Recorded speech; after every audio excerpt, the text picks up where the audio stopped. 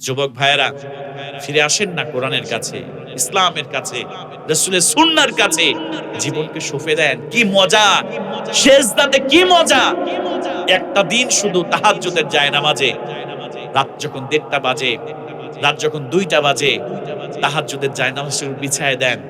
এই ঠান্ডা পানি দিয়ে একটু অজু করেন, একটা সুন্দর পোশাক পরেন, একটু আতরটা গায়ের সঙ্গে লাগান, একটু পারফিউমটা লাগায়া একটা দিন বলে গেলাম, অনুরোধ করে গেলাম, একটা দিন, অনলি ওয়ান ডে, একটা দিন আপনি চোখটা বন্ধ করে তাহাজ্জুদের জায়নামাজটা বিছিয়ে রবের কাছে গুনাহের কথা স্মরণ করে, ইয়া আল্লাহ, আমি অনেক গুনাহ করেছি, অনেক গুনাহগার, অপরাধী আমি।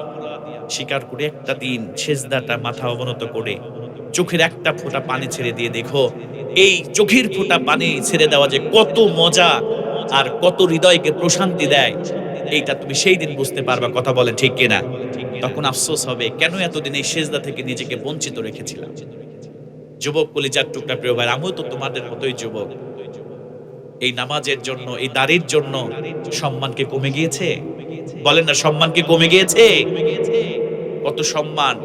মাঝে, মাঝে এমন রিসিপশন, এমন খাবার-দাবারের আয়োজন, অহংকার করছি না। একজন মনে হয় তখন একজন মন্ত্রীও এরকম সম্মান পায় না। একজন এমপিও এমন সম্মান পায় না। আমাদেরকে ৫০ টা মোটরসাইকেল নিয়ে ৫ কিলোমিটার দূর থেকে রিসিভ করে নিয়ে যায়। আমাদেরকে যে ২০ রকমের খাবার, ২৫ রকমের খাবার দিয়ে আপ্যায়ন করা হয়। মাঝে, মাঝে যখন কক্সবাজারের দিকে যাই, কুমিল্লা, নোয়াখালী, কক্সবাজার এই সাইডের মাহফিলগুলাতে প্রচুর পরিমাণ আলেমদেরকে মহব্বত করে। ইন্ডিয়াতে অনেক প্রোগ্রাম করেছি। গত বছরে আপনার প্রায় ৩৭ দিনে ৩৫ টা প্রোগ্রাম করেছিলাম নির্বাচনের আগে। আল্লাহ পাক করিয়েছিলেন। কি মায়া, কি মহব্বত, মানুষের কি ভালোবাসা। এটা কি আমার ব্যক্তিগত কারণে হয়েছে? হয় নাই। রাসূলের সুন্নাহ আর এই যে কোরআনকে আঁকড়ে ধরার কারণে হয়েছে। এছাড়া অন্য কোনো কারণে এই সম্মান হয় নাই। এজন্য যুবক ভাইয়েরা, আল্লাহর কোরআন রহমত, রাসূল রহমত। এই রহমতের কাছে আসো। আল্লাহ তোমার জীবনকে উজালা করে দিবে। আল্লাহ তোমার জীবনকে বরকত দিয়ে ভরপুর করে দিবে। আজকে তুমি অনার্স মাস্টার্স করেছো, চাকরি হয় না। চাকরি হবে কি করে? তুমি তো রবের কাছে চাও না। সেজদা দিয়ে চাও না, তো চাকরি হবে কেমন করে? বেকারত্বের ঘানি নিয়ে সমাজের কাছে অবহেলিত, পরিবারের কাছে অবহেলিত। পরিবার কটু কথা বলে, সমাজ কটু কথা বলে, আত্মীয়-স্বজন চোখ রাঙানি দেয়। এরকম যুবক আছে না নাই বলেন তো ভাইয়েরা?